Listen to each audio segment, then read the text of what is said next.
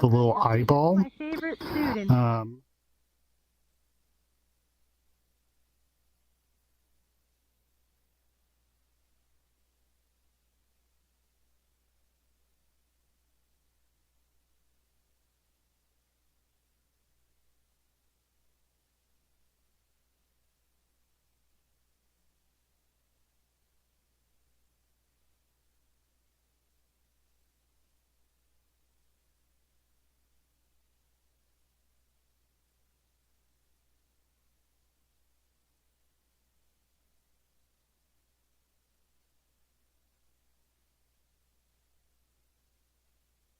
Ooh, get it, Henning, get it.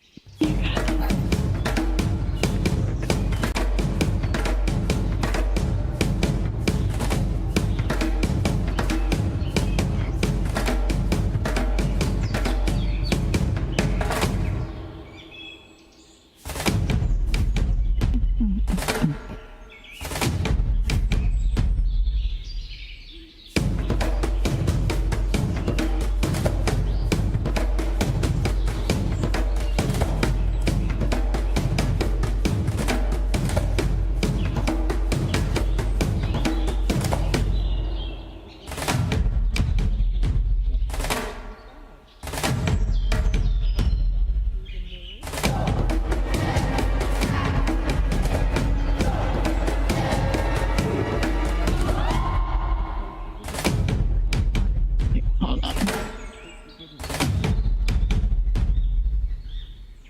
Hello, hello, hello, Immersive X. Good night, good morning, good evening, good afternoon, wherever you are. I'm in Germany for me, it's early morning, and I have just heard people talking German in the audience, so that means some people are still awake, and this is what real fandom is about, I guess. Exactly right. So before we start, let me say a few words to our crew here on the sofa. A few weeks ago, we said goodbye, we at VM People, to a colleague of us who, after several wonderful years with our team at VM People, decided to set sail for a new adventure. And as always, when someone leaves our crew, we celebrated with one last evening together. And this time, at her special request, playing a round of Walkabout Mini Golf. We had an amazing time on the Elvis course. Some of us more successful, others not so. Me. And shared plenty of stories from our years together. Even though we met in a virtual world, no legs, just golf clubs in our hands, that familiar sense of connection appeared. The kind of usually what you only feel in real life. And that, to me, is where the true magic of world building in social VR begins. And that's why I'm especially happy and extremely honored that some of the creative minds behind Walkabout Mini Golf, the wizards of Mighty Coconut, are here with us tonight to share a few of their secrets. Please welcome Sarah Ballman, Ellie Sizemore, Don Carson, and Henning Cozy, and let's see what we can learn from them, not just about building better worlds, but maybe also about improving our handicap. So, stage is yours. I've got nothing to say about how to play better golf, and don't listen to me on that. Hi, my name is Henning. I'm the level designer on lead level designer on Walkabout. Thank you everyone for showing up so early. Guten Morgen, or Guten Abend, as the case may be.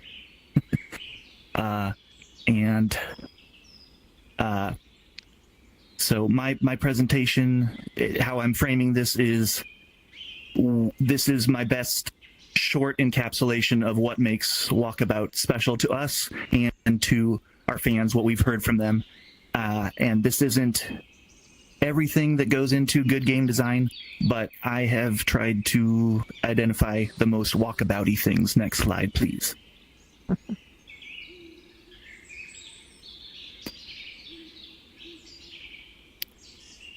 Next slide, please. The main... when we're creating these worlds, the main trick we try to pull off design-wise for every course is how do we make a miniature world that feels big? So people come to play golf, they get in the door to play golf, but they will keep coming back if they feel there's more to the world to explore, and we aim to deliver that much more for them. Rand Miller said of Myst, nominally a puzzle game, he said that the puzzles are just the friction. In other words, they are the excuse to get you in the door, and once you're in, they're an excuse to slow down and really look at the world and enjoy the beautiful world that they've built for you. In Walkabout, the golf is our excuse, or as Don sometimes says, golf is our fiction, golf is our Trojan horse, says Don. It gets you in the door. And me, as the guy who spends most of his time making the golf, I have come to the realization that like 95, maybe 98% of what makes the Walkabout experience is not the golf. Next slide, please. So, how do we make a small world that feels bigger than it actually is? I can tell you how to design a map that unfolds as you play, and Dawn can tell you about environmental storytelling, what we put on the map to try and tell the lore and give life to the map. Ellie could tell you about the effects and the little touches we put in toward the end, and also, I don't think she's going to touch on this, but she could tell you exactly how we pack it all into 800,000 triangles. And Sarah could tell you about the awesome community of players that we have and how they imbue our courses with their own life and lore when they explore together. Next, please. I am first up in the pipeline with level design and layout, and again, this is just what I think. It's not everything that makes good game design good. It's what I think is the most walkabout-y things. Next, please.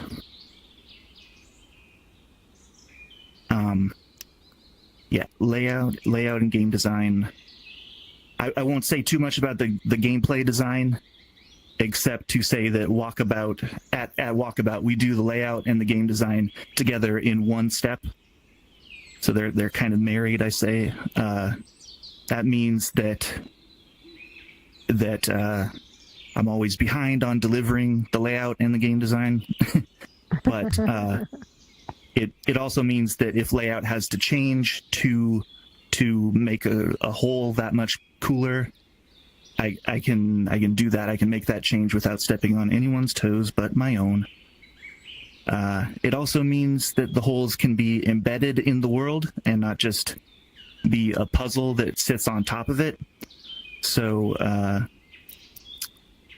when you have holes that are like that are truly part of the world, you kind of trick the players who might be too focused on their golf into they're still experiencing the world, because they're playing the hole and it's part of the world. They don't have to look up from the green necessarily to enjoy it, but we'd prefer that they look up from the green and enjoy the world. Okay, next slide, please.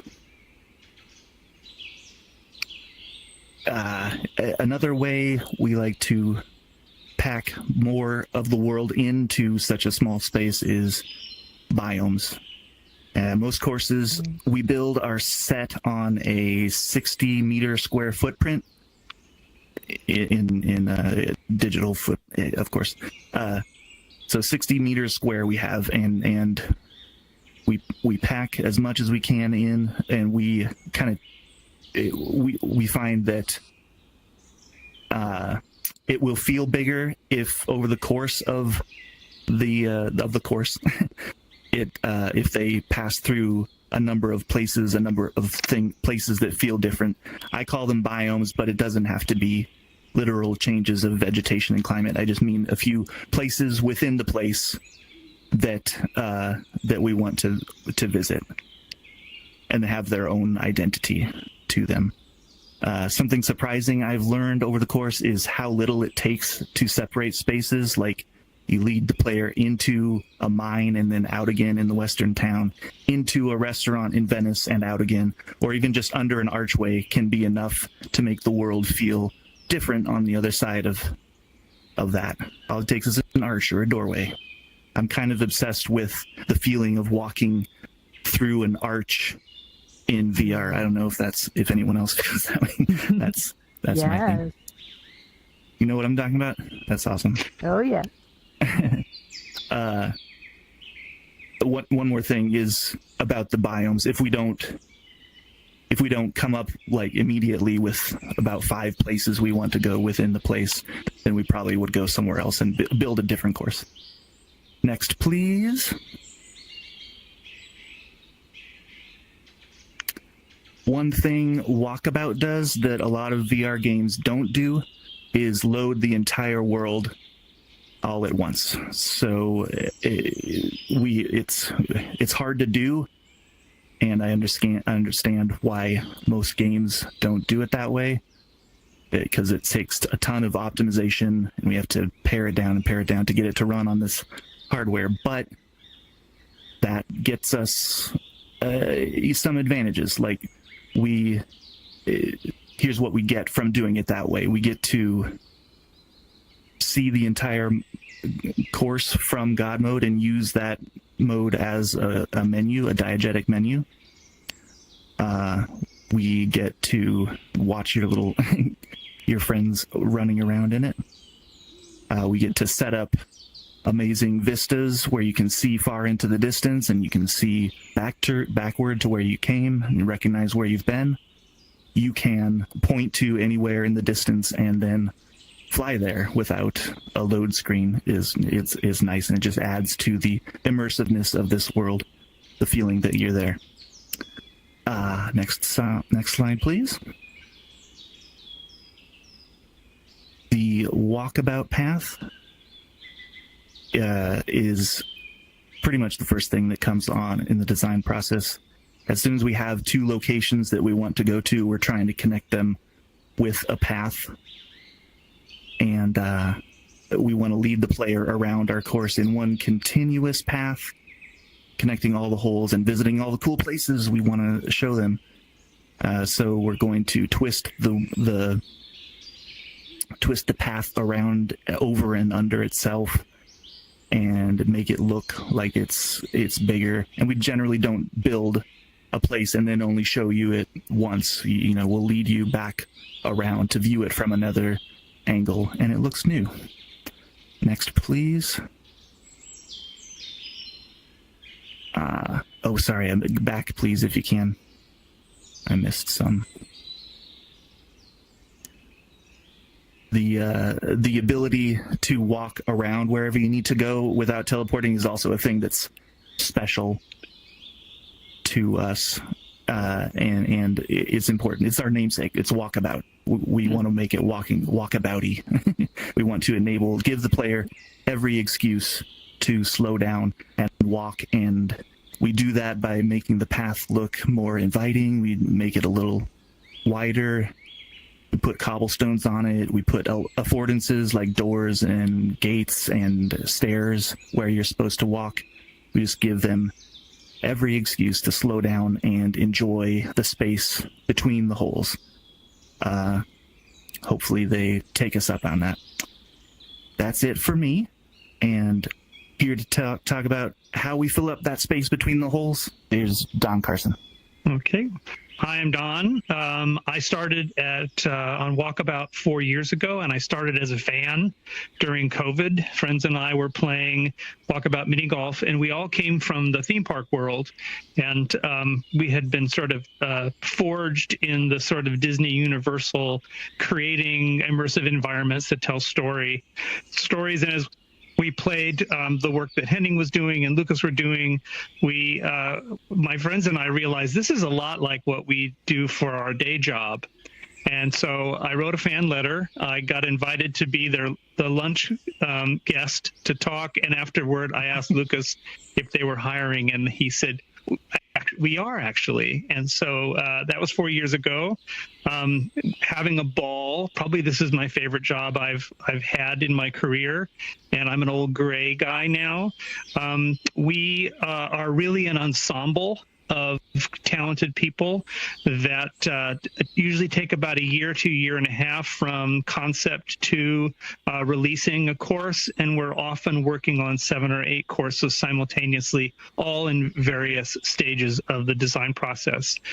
Early on, we have a small design team, which includes Henning, Lucas Martel, Laura Kraus, and myself. We jump into Gravity Sketch and do a lot of messy drawing around in 3D, and then that becomes sort of the foundation that the larger team will pick up and run with. But all the way through the process, we're trying to create an environment that fulfills a wish of our audience, give them a place that they believe even before entering is a place they'd like to go. That'd be cool. I'd like to go into the Nautilus and wander around in Captain Nemo's sub, or go into a landscape all made of candy. But honestly, a tremendous amount of craft goes into the designing of the actual miniature golf, and the benefit we get with this combination of the act of golfing and the proximity of being there with avatars is that a tremendous amount of the fan letters we get from our customers are that they've reconnected with a parent, or they have a brother or sister who lives 600 miles away, and they wouldn't necessarily get to see each other as often as they do.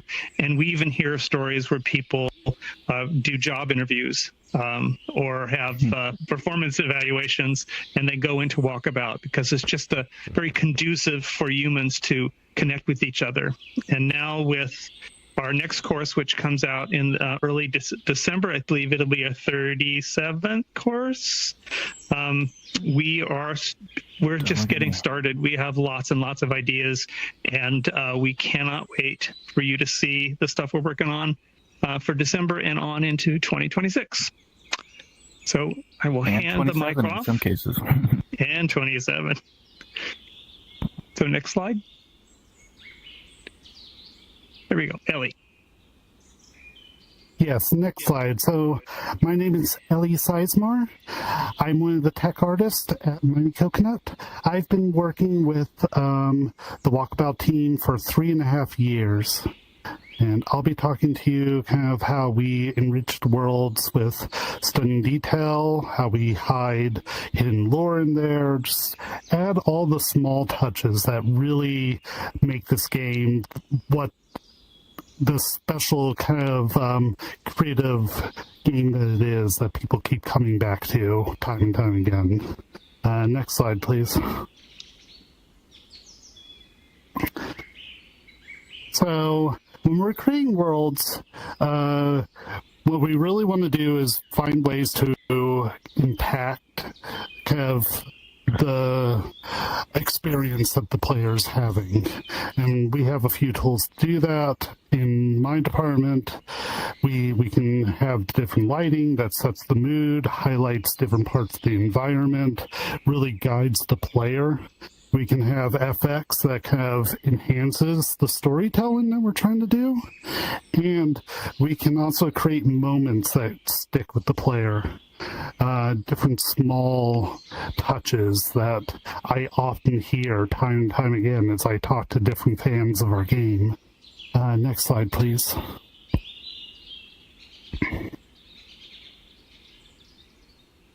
So,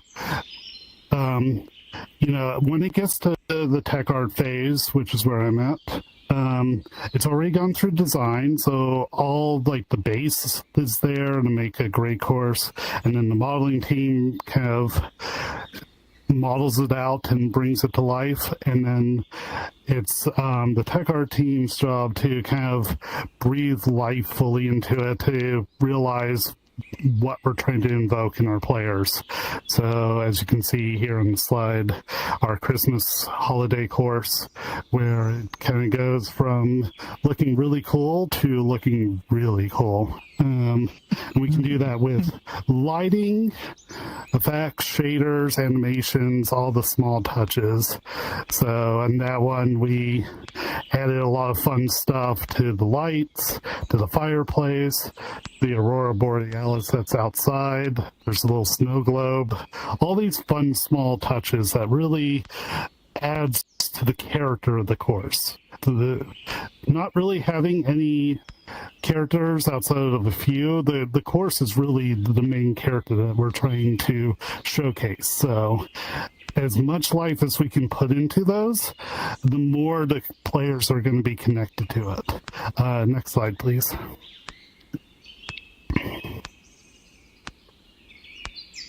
So how we do that is by adding the small detail that really adds large impact for our players. Those touches that are only there to really delight the players, because the mini golf has to be solid, and we have a solid base. But in order for people to keep wanting to come back, because mini golf is just going to become mini golf after a while, we need to create environments and places that people want to come to, see, check out. So, and they want to feel part of that world as well. So some examples were the little sparkles on the ribbons in the Holiday Hideaway. I even had someone at Pixar mention those to me. And those are ones that I set up. So they were really impressed that, even that small amount of detail was realized. There's the puddles that reflect the lights, the neon in Tokyo, and the little flashing lights that chase around that we had in Elvis and also in Tokyo. There's the little fun things people can discover, like the microphone in the chapel in Viva Las Elvis. And it's those small touches that as soon as a player sees it, and I see this on streams all the time of people playing our games, they're like, wow, look at this. And they all focus on that for 10 minutes. So we go beyond what people expect. I often hear the phrase, they didn't have to do this, but we did. Finding ways to surprise the players and reward them for exploring our worlds just makes them feel more a part of our universe, basically, and wanting to stay there. Next slide, please.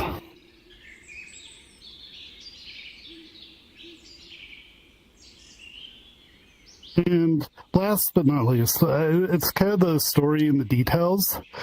We not only want to create small moments that people enjoy, we want the world to feel like it's come to life. And this is done through design, through the art team, through the tech art team. We find ways to have the player kind of create their own story in the world, find moments where they can be like, oh, I wonder if this means that kids drew on the little robot in the Mars Gardens, or someone got really angry and threw a controller into their monitor, even though technically we set that up to just be, it was a really confined space and someone just knocked into the computer. Or just creating a little island off in the distance that has little stuffed animals, and you have to wonder, how did those get there? Small details hidden around the course encourage exploration, kind of wonder and excitement to just walk around, walk about, see the whole world we created. Players are allowed to make up their own stories, and it allows players to be more immersed in our worlds. And yeah, So keep playing. We have so many exciting new things for you to discover. And with that, I'll pass it over to Sarah. Alrighty, I'm standing over at the podium because we're at panel and I am gonna do this right. Look at me. Okay. Yep. All right. Okay. Hi, I'm Sarah. I'm the community manager for Walkabout Mini Golf. And I like to joke that part of my job is just bragging about what everyone else here at Mighty Coconut does. But really, it's thanks to, the incredible work that they do that my job is so fun, and that, all of you and the rest of the community are just so lovely.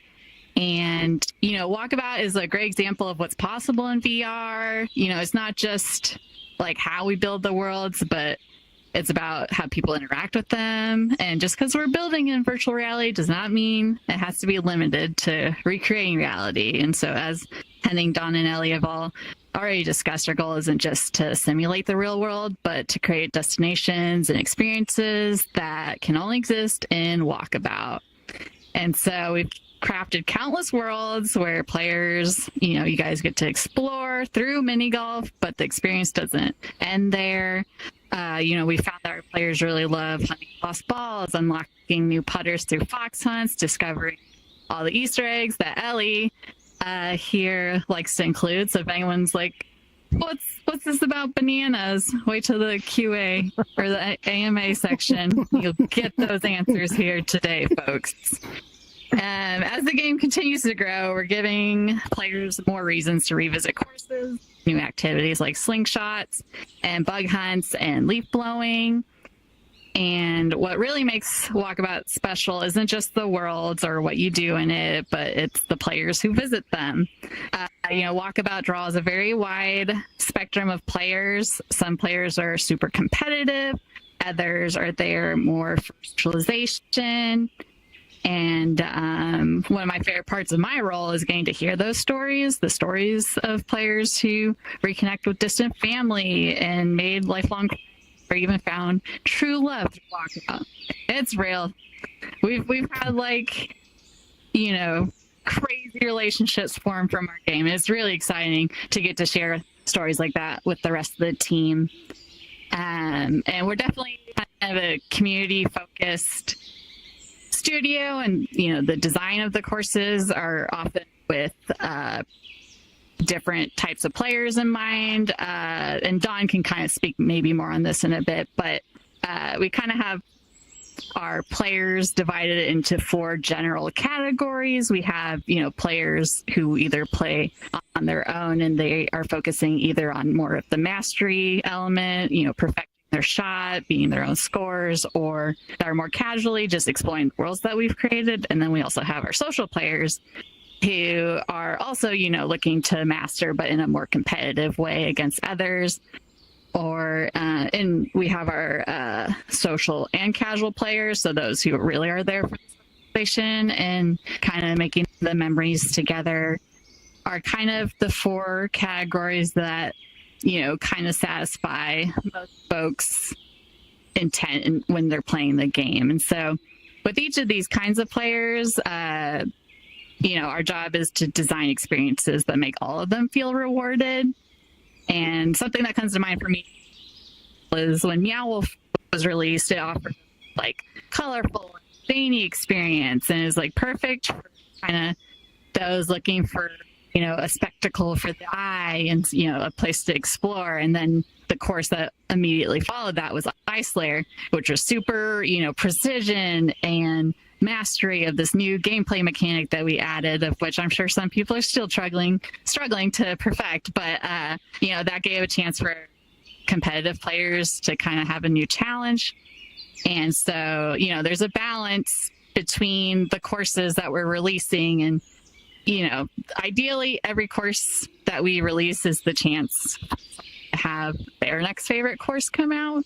So ideally, the variety is good and everybody gets a little bit of something that they're looking for. And so the community impact, it's beyond just the headset. Every story that you guys share, every feedback we get, every nice DM that I have the pleasure of reading, I share with the team, and it helps us understand what you guys all love about Walkabout and how we can make it better. And, Walkabout just wouldn't be what it is today without all of you guys who have played it. And you guys keep the game alive between updates. You bring new players in, and you constantly remind us why we build these worlds in the first place. And the team works really hard here at My Coconut to craft the worlds and the challenges, and peppering in all the little details that you guys love. But it is you guys, the community, that make it worth it and bring those worlds to life. And so that's kind of the community part of crafting the Walkabout worlds and the design journey. And I think we're now ready for questions. So I don't know. That's the end of our prepared statement. Moseying on back to my seat. Here I go. Yeah. Super smooth. Great, that's amazing. There we go. Oh, Thank you so much. That was incredible. And I did say I was going to have a bunch of questions myself, but I'm gonna hold them back, and I'm gonna pass this over to the audience, and I'm gonna say, if you have a question, oh, there you go. I knew hands were gonna go up. I'm gonna go with a queue though, so if we can form a queue down this side, just so we can bring you up on stage one by one. So it's gonna be Skip MG first. No cutting the queue, and everyone no cutting the queue, and make sure one at a time, okay? So otherwise this is going to get really messy if everyone tries to get on stage right now. So Skip MG, if you want to make sure you step on the stage just so your megaphone so that everyone can hear. Can you hear me? If you would like to ask your question. Yes, we can hear you. Yeah. Awesome.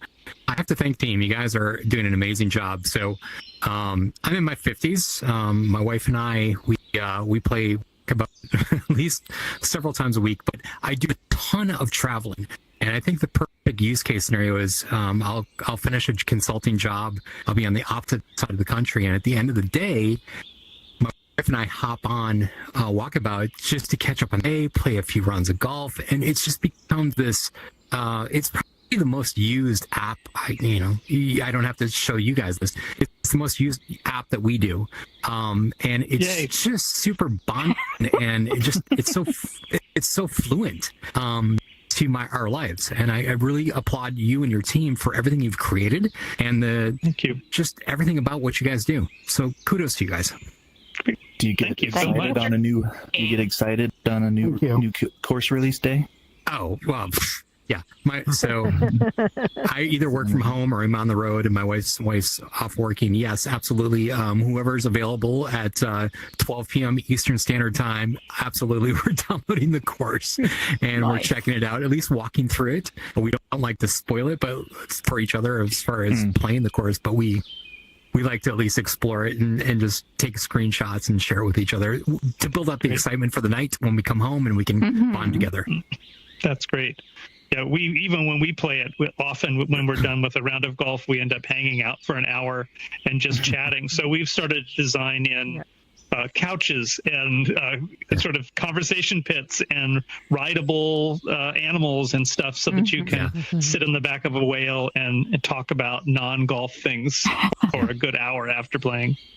Love what you guys are doing. Kudos to you guys. Congratulations. Thank you. Skip. Thank you. Thanks for that. Yeah, I've got a feeling we're going to get everyone just saying how amazing it is, and you're not going to get any questions.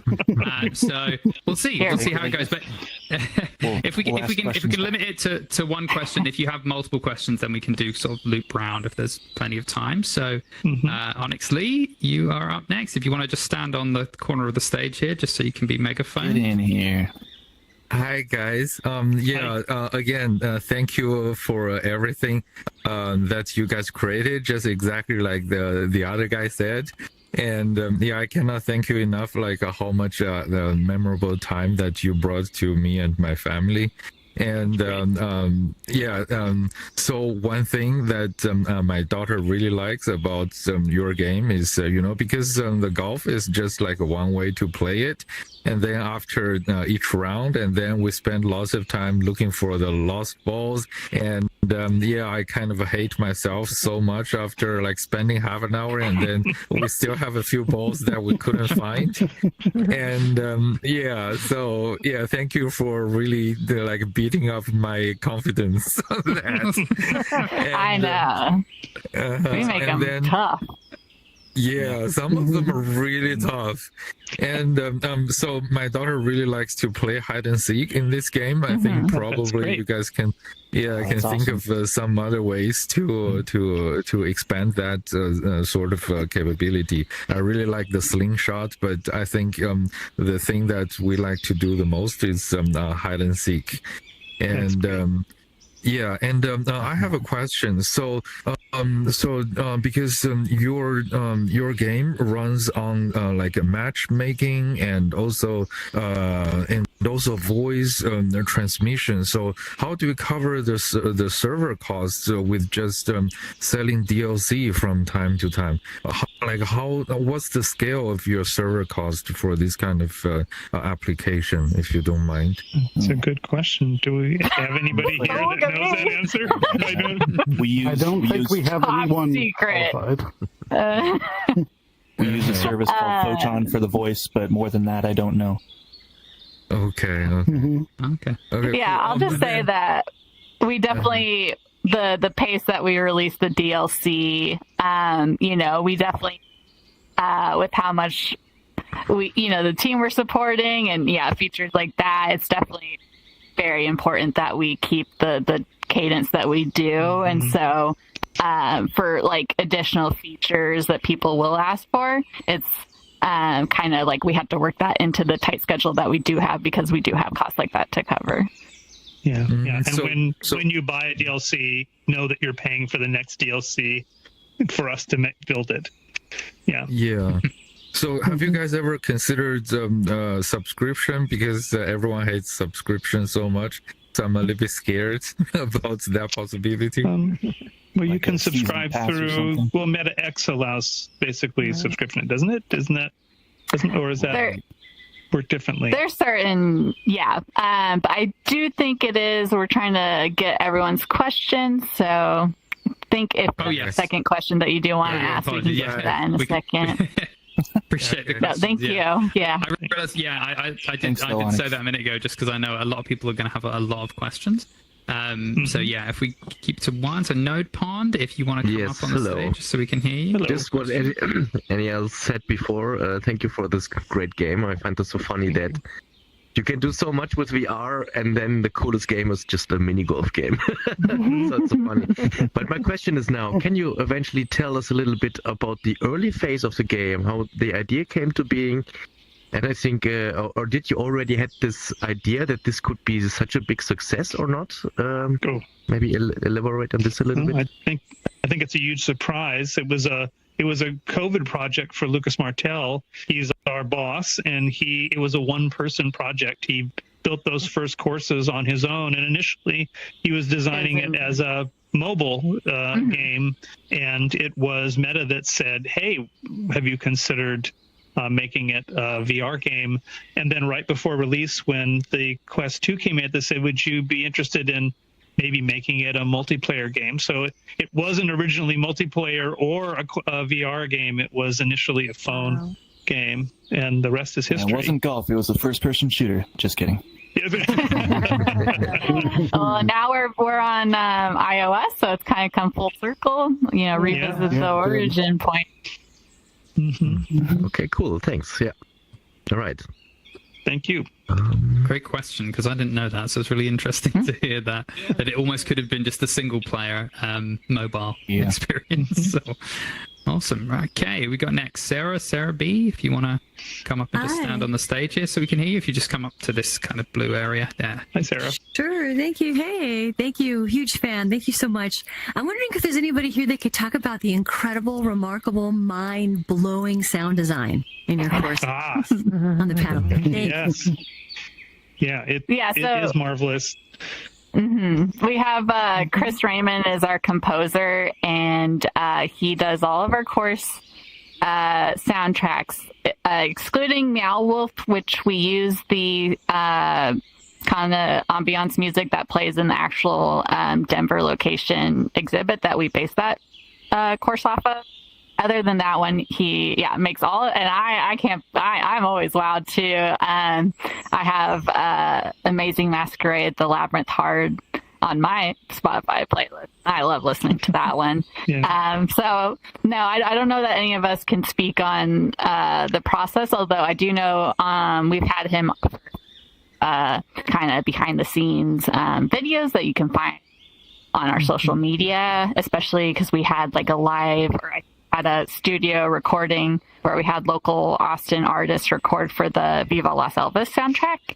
And so you can kind of hear a bit more from him on his process there. So if you kind of look up, the social videos around last January. Also, Jeff Bull does a lot of the audio effects, as well as Lucas was our original audio person as far as making all those sounds. And he's constantly surprising us with just the amazing attention to detail in just the smallest sound effects that are happening. I think like that the Forgotten Fairyland is just full of amusement park sounds that happen only in little regions, little clickings and clackings and moving and creaking. That is all Jeff.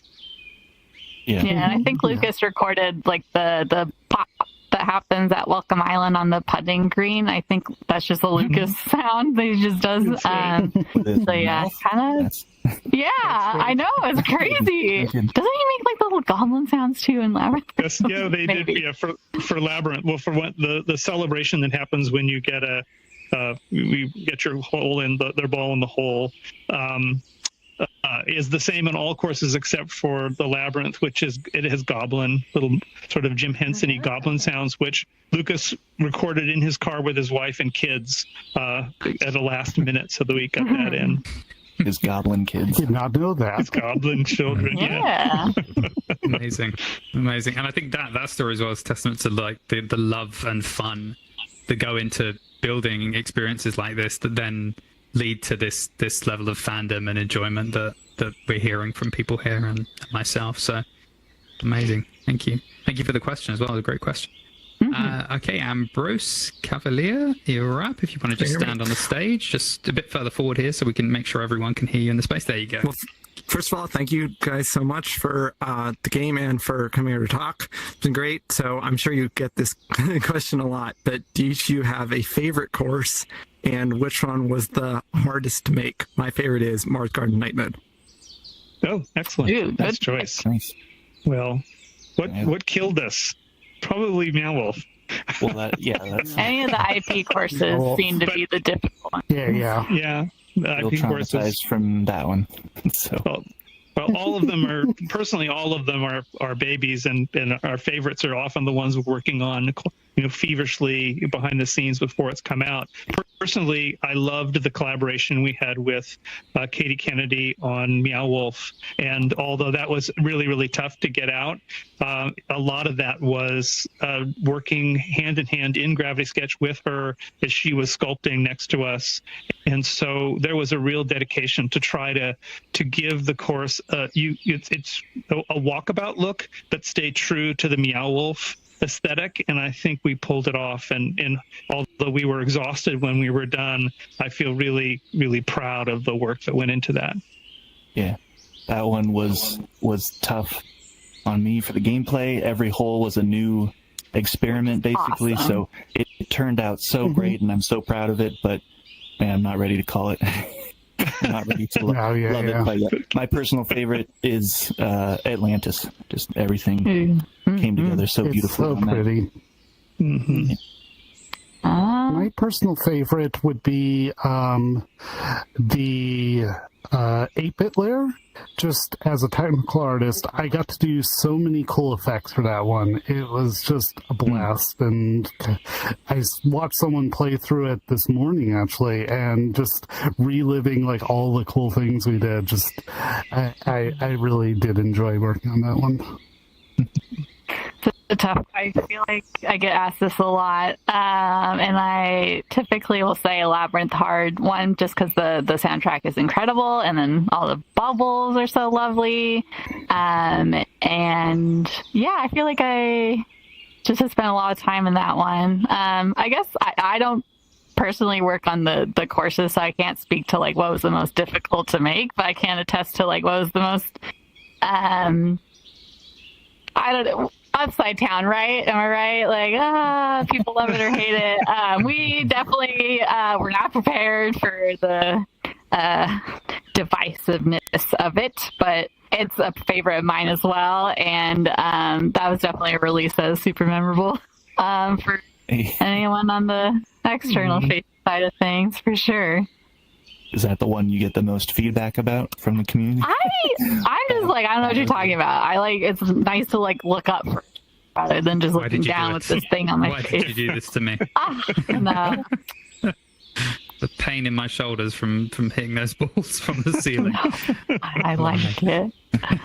Okay, we got a little bit of time. We're right on the edge of time here, but Marsha, if you want to come up and ask your questions. Yes. Marsha K. Oh, hello, and thank you so much, because that is the thrill of my life, is to go play mini golf.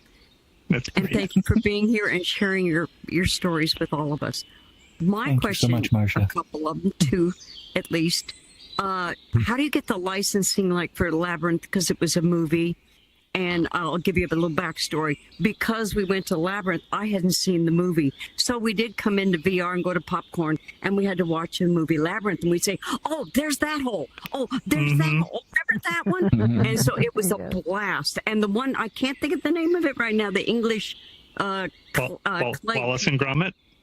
Wallace and Gromit and Elvis. How do you get the licensing for these? And if so, you might think about Alice in Wonderland. Well, funny you should mention boy, that. do I have news for you. Well, Alice is our next course, so yes, come Alice's December. Adventures in Wonderland, based off Lewis Carroll's book, since that's public domain. We've been super with Lewis Carroll on that one. Yeah, we've been really super lucky, because the IPs that we've worked with often knew us before we knew that they wanted to play with us. Both Mist with Cyan and with Meow Wolf, when we approached them, said, hell yes. And we just launched into it. And for us, we're just such huge fans of the IPs that we pick that it's really easy for us to geek out and really pour our love into them. So the pressure is to make sure that we do justice to those IPs and deliver upon the expectations of people who are coming to experience them. We have lots of good stories of collaboration with IP owners. We also look for IPs that are kind of unexpected, that people would go, what? Labyrinth, really? And so that's another, the way in which Lucas will craft a year's worth of courses so that each one complements the next, but also each one is kind of a palate cleanser and surprise after the last one. So thank you. We love working with IPs. Well, my other question was, I love the way you put games within games. I mean, you've got day course, night course, you've got fox hunt, you've got ball hunt. You've got this new thing now where you go down below the pro shop, I call it, and you have to do all that. And where do you dream up these extra games to add to it? I do. Let's see. I think we're getting... close on time, but we are. I was going to say we also have another question though. Yes, someone's been waiting patiently. Okay. But is our goal to add more stuff there? Yeah. We want to bring people back in any way we can, and adding more games to the worlds that already exist. An easy way to do that. Easy, yes. Yeah. Yes. So, sorry, Anna. I appreciate you taking this time, but you've been waiting patiently over there. Yes. Wizardess. You want to come on stage? I see you crawling there. Sure. Move it further. There you go. Thank you for a great presentation. And very quickly, for anybody who's starting to design worlds, what guidance would you give them in achieving effects like you showed us this evening with the Christmas world that made it look so incredible with lighting? Well, I see. Well, when you're starting to dream up a world, it's often thinking about what your intended audience is, who's going to experience it, and then sort of make a short list of those things that you feel people will want to experience. With the Christmas world, it was a combination of people's desire for us to do a holiday world, but also we had lots of people who desired being tiny in a big sort of Toy Story sized environment. And so what we did is just mash those two together. And then we had a very long wish list of things you would expect to encounter when you're visiting that world. So that's kind of true of any world you want to build, is first ask what you feel you're trying to deliver to the audience that's going to be experiencing it. Yeah, Ellie, was there anything you wanted to add? Well, I mean, like, yeah, there's the conceptual, like, what emotions are you trying to invoke with certain lighting or whatever. There's also the technical aspect of, like, how to achieve that. And, you know, we have a fantastic lighting artist, Tony Davidson, who has worked in the industry for a while. He worked on Riven way back in the day. And DreamWorks. Yeah. And DreamWorks. So there's a lot that goes into it, kind of just setting up the lights and stuff, and other things we've been adding recently, such as light probes, which allows your own like player to kind of change with the lighting, kind of to match how everything looks. And there's so much that can go into that, but kind of just look at what you want to achieve and look up ways that you can achieve it. So that's kind of my best advice, is just learn things, see how you can apply them. Awesome. Amazing. You were Great gonna questions do and great bananas. answers. Yeah, so we're actually, since we're running out of time here, but yay coconuts, we're gonna hang out in a big room in Walkabout for anyone who wants to pop in with any additional questions or just conversation. So let's see, we should have that room open here if you want to jump in about like 5 minutes. We should be all set up, but the room name for that is going to be Coco X25, so COCOX 25. So we'll all be in there for any additional questions or any other comments you guys have for us. And Amazing. thanks everyone for people coming and disappearing now listening. because everyone wants to try to get in quickly. I know, we gotta get in there first. Yeah, we do. We have to set it up. We have to do the big room. Yeah, we have 32 spaces. Is that right? Oh, 32. Also, you can thank me for the bananas. Yeah. Oh, no one asked about the bananas. Better get in there. We're gonna get to the bananas. All right. We'll get Thank you for having us here at IMMERSIVE X. Amazing, yeah. Wonderful. Thank you so much. We appreciate it. I wish I could join, but I missed VR game because of your level. And hope to see you soon on some golf course, or maybe in Austin or here. Excellent. Excellent. Well, Thomas. Thank you, everybody.